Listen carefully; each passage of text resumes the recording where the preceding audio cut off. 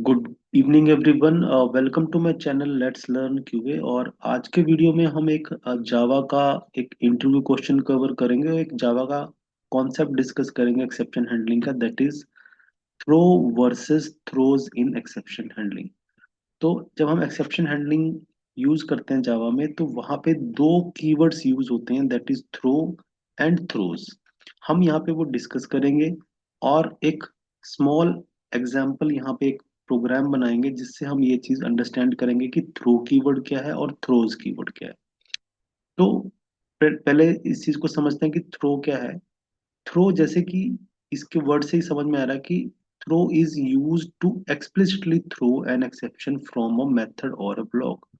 अगर आप अपना एक जावा का प्रोग्राम राइट कर रहे हैं और आप उस प्रोग्राम के अंदर कोई एक्सेप्शन को एक्सप्लिसिटली थ्रो करना चाहते हैं, तो उसके लिए यूज होता है word keyword that is throw.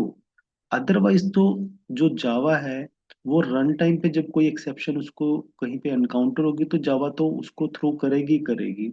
लेकिन अगर एज अ प्रोग्रामर हम अपने प्रोग्राम के थ्रू एक्सप्लिसिटली ही उसको थ्रो करना चाहते हैं, तब हमारा जो कीवर्ड यूज होता है थ्रो कीवर्ड यूज होता है, वन थिंग। ठीक है, यानी कि डेवलपर की चॉइस है, उसको वो थ्रो करना चाहता है using the throw keyword. On the other hand जो थ्रोज कीवर्ड है वो यूज होता है हमारा एक मेथड की डिक्लेरेशन के टाइम पे। यानी कि अगर कोई मेथड हमारा किसी एक्सेप्शन को थ्रो करता है, तो वो क्या करता है, हम उसको उसकी डिक्लेरेशन में उस मेथड के सिग्नेचर में हम इंक्लूड कर देते हैं, सो दैट क्या होता है कि जब उस मेथड को, अगर सपोज करो हमारे पास एक मेथड है जो क्या करता है, एक्सेप्शन को थ्रो करता है, और उस मेथड को जब एक दूसरा मेथड कॉल करेगा कहीं, कहाँ से उस मेथड को कॉल किया जाएगा, तो जो कॉलर है उसको पहले ही पता लग जाता है कि भाई ये जो मेथड इसको मैं कॉल करने वाला हूँ वो एक एक्सेप्शन थ्रो करता है। तो वो जो डिक्लेरेशन है वो हमारी थ्रोज कीवर्ड की हेल्प से होती है। थ्रोज कीवर्ड हमारा यूज होता है मेथड के सिग्नेचर के अंदर। जब आप मेथड का सिग्नेचर बनाते हो तो वहां पे थ्रोज कीवर्ड यूज करते हो। इससे क्या होता है कि ये it passes the responsibility to the caller method, यानी कि यहाँ से एक तरीके से उसने मेथड ने डिक्लेयर कर दिया कि मैं तो एक एक्सेप्शन थ्रो करता हूँ। अब जो भी मुझे कॉल करेगा उसकी रिस्पॉन्सिबिलिटी है कि वो उस एक्सेप्शन को हैंडल कर ले। मैंने उस एक्सेप्शन को हैंडल नहीं किया हुआ, मैं सिर्फ उस एक्सेप्शन को थ्रो करता हूँ। So that is the idea कि जो थ्रो एंड थ्रोज कीवर्ड का होता है। हम यहाँ पे एक स्मॉल प्रोग्राम बनाएंगे और इस कॉन्सेप्ट को अंडरस्टैंड कर लेंगे बहुत इजीली, ताकि आप उसको बहुत अच्छे से इंटरव्यू के टाइम पे उसको एक्सप्लेन कर सको। और अगर आप कोई प्रैक्टिस भी कर रहे हो अपने प्रोग्राम की, तो वहां पे इन कीवर्ड्स को इफेक्टिवली यूज कर सको। तो हम यहाँ पे मैंने एक क्लास ऑलरेडी बना के रखी हुई है। ठीक है, जस्ट एक एम्प्टी क्लास है। अब हम क्या करते हैं, इस क्लास के अंदर एक मेथड बनाएंगे। क्लास का मेथड क्रिएट करते हैं quickly, let us, it is public static बना लेते हैं हम मेथड को, ताकि हमें ऑब्जेक्ट ना बनाना पड़े। पब्लिक स्टैटिक वॉइड, और लेट अस से मैं इसका नाम रख देता हूँ चेक एज। चेक एज मेरा एक मेथड है जो क्या करता है, बेसिकली एक इंट वैल्यू एक्सेप्ट करता है एज की, और फिर एज जो वैल्यू आती है उसके ऊपर एक कंडीशन लगाई हुई है, इफ एज लेस देन 18 है तो हम क्या करेंगे, यहाँ पे एक एक्सेप्शन थ्रो करेंगे। यहाँ पे हम थ्रो कीवर्ड को यूज करेंगे। कैसे करेंगे, देन थ्रो, थ्रो किया हमने, क्या करेंगे, न्यू अरिथमेटिक एक्सेप्शन। तो हम यहाँ पे एक्सप्लिसिटली थ्रो कर रहे हैं arithmetic exception with the message not eligible to vote. तो यहाँ पे हमने एक एक्सेप्शन को एक्सप्लिसिटली थ्रो किया। आप देख रहे हैं यहाँ पे यूजिंग द थ्रो कीवर्ड। अगर हमारी कंडीशन फेल हो रही है, यानी कि जो यूजर है वो एक रॉन्ग इनपुट यहाँ पे एंटर करने की कोशिश कर रहा है, तो हम यहाँ पे क्या करेंगे, थ्रो करेंगे एक एक्सेप्शन, कौन सी, that is new arithmetic exception. हम एक अरिथमेटिक एक्सेप्शन का एक ऑब्जेक्ट थ्रो करेंगे, वन थिंग। और दूसरी चीज यहाँ पे एल्स पार्ट आ गया, चलो यहाँ पे हम एल्स पार्ट के अंदर एक simple sys out statement add कर देंगे।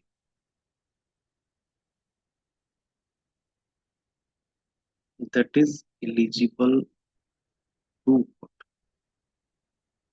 करेक्ट। तो यहाँ पे आ गया एलिजिबल टू वोट। ये हमने यहाँ पे एक मेथड बना दिया है जो क्या कर रहा है, एक एक्सेप्शन को थ्रो कर रहा है, वन थिंग। अब यहाँ पे होगा क्या, अब थ्रोज कीवर्ड को हम यहाँ पे यूज करेंगे। अब ये मेथड तो एक्सप्लिसिटली थ्रो कर रहा है, लेकिन इसने अब क्या करना है, ये थ्रोज कीवर्ड की हेल्प से अपने सिग्नेचर में इस चीज को मेंशन कर देगा। कैसे, तो यहाँ पे हम क्या करेंगे, ये जो मेथड बनाया हमने चेक एज, इसकी डिक्लेरेशन के अंदर, इसके सिग्नेचर के अंदर हम ये थ्रोज कीवर्ड यहाँ पे ऐड करेंगे। थ्रोज क्या थ्रोज करता है, ये बेसिकली एक अरिथमेटिक एक्सेप्शन को थ्रो करता है। तो ये हमने यहाँ पे आप देख रहे हैं दोनों कीवर्ड यूज किए हैं। थ्रो है हमारा एक पर्टिकुलर एक्सेप्शन को थ्रो करने के लिए एक्सप्लिसिटली, और जब कोई मेथड हमारा एक्सेप्शन थ्रो करता है तो उसको क्या करना होता है, अपने सिग्नेचर में ये आप क्या करें, डिक्लेयर करते हैं, ताकि जो मेथड इसको कॉल करेगा उसको ऑलरेडी पता हो कि भाई ये मेरा मेथड क्या करता है, एक एक्सेप्शन थ्रो करता है। तो अब इसको यूज कैसे किया जाएगा, अब हम मेन मेथड के अंदर आते हैं, तो हम यहाँ पे क्या करते हैं, चेक एज। ये हमने इस मेथड को कॉल किया क्योंकि स्टैटिक मेथड है, तो इसको मैं बिना ऑब्जेक्ट के भी कॉल कर सकता हूँ, और यहाँ पे इसको एक वैल्यू पास करते हैं, दैट इज लेट अस से 15। तो ये 15 वैल्यू यहाँ पे मैं पास कर रहा हूँ। और लेकिन मुझे ये पता है कि ये जो चेक एज मेथड है मेरा, ये क्या करता है, एक एक्सेप्शन थ्रो करता है, कौन सी, अर्थमेटिक एक्सेप्शन। तो मैं पहले ही क्या करूंगा, जो कॉलर है अब इसकी रिस्पॉन्सिबिलिटी है कि या तो वो उस फैक्ट को एक्सेप्ट करे। जैसे अब हम यहाँ पे क्या करते हैं, इस प्रोग्राम को रन करेंगे, तो यहाँ पे क्या होगा, अब ये प्रोग्राम एक एक्सेप्शन थ्रो करेगा। क्यों, क्योंकि हमने जो वैल्यू भेजी है वो लेस देन 18 है। तो ये जब इस मेथड को कॉल करेगा तो यहाँ पे वैल्यूज पे आएगा, वैल्यू कंडीशन हमारी फॉल्स हो जाएगी, तो ये एक्सेप्शन को थ्रो कर देगा। तो अब लेकिन इस मेथड ने अपने डिक्लेरेशन में ऑलरेडी बताया हुआ है कि ये अर्थमेटिक एक्सेप्शन को थ्रो करता है। तो जो कॉलर है हमारा, जहां से इस मेथड को कॉल किया जाएगा, उसको हमने रिस्पॉन्सिबिलिटी दे दी। अब हम यहाँ पे क्या करेंगे, जो कॉलर है वो पहले ही क्या करेगा, ट्राई कैच ब्लॉक को यूज करके चलेगा। अब यहाँ पे क्या होगा, जो कॉलर है उसको जब पता लगा कि ये जो मेथड है एक्सेप्शन थ्रो करता है, तो ट्राई कैच ब्लॉक को यूज किया गया, and then catch arithmetic exception को थ्रो करता है, तो हम यहाँ पे अरिथमेटिक एक्सेप्शन की एक कैच ब्लॉक बना देते हैं, सेक्शन ई, एंड देन यहाँ पे सिस आउट करेंगे हम E dot gate message. Correct. तो आप ये देख रहे हो कि जो कॉलर है हमारा मेन मेथड में से, अब हम इस मेथड को कॉल कर रहे हैं, तो क्योंकि कॉलर को ऑलरेडी अब पता है कि ये मेरा मेथड एक एक्सेप्शन थ्रो करता है, it throws an exception of arithmetic exception, तो उसने क्या किया, यहाँ पे कॉल करने के टाइम पे उसने एक्सेप्शन हैंडलिंग को इम्प्लीमेंट कर लिया। अब हम इस प्रोग्राम को यहाँ से रन करते हैं, और अब देखते हैं कि यहाँ पे ये कैसे काम करेगा। तो हमने यहाँ पे इस एक्सेप्शन को हमने मैनेज कर लिया। अब देख रहे हैं प्रॉपर यहाँ पे हमारा मीनिंगफुल मैसेज हमें मिल चुका है। और अगर यहाँ से आप ऑब्वियसली, अगर आप यहाँ पे कोई वैलिड वैल्यू सेंड करेंगे तो वो क्या करेगा, अपना टास्क परफॉर्म कर देगा, that will show eligible to vote. ठीक है।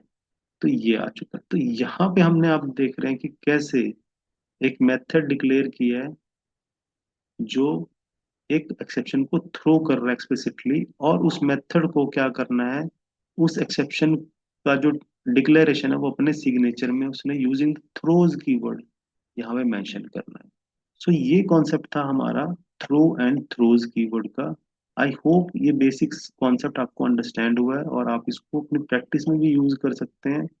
और प्रैक्टिक और इंटरव्यू में आप इस चीज़ को अच्छे इफेक्टिवली यहाँ पे एक्सप्लेन कर सकते हैं। अगर ये कॉन्सेप्ट, ये कंटेंट मेरा आपको हेल्प कर रहा है तो प्लीज़ मैं आपसे रिक्वेस्ट करूंगा कि मेरे चैनल को सपोर्ट जरूर करें, वीडियोज को लाइक कमेंट एंड सब्सक्राइब जरूर करें। Thank you very much.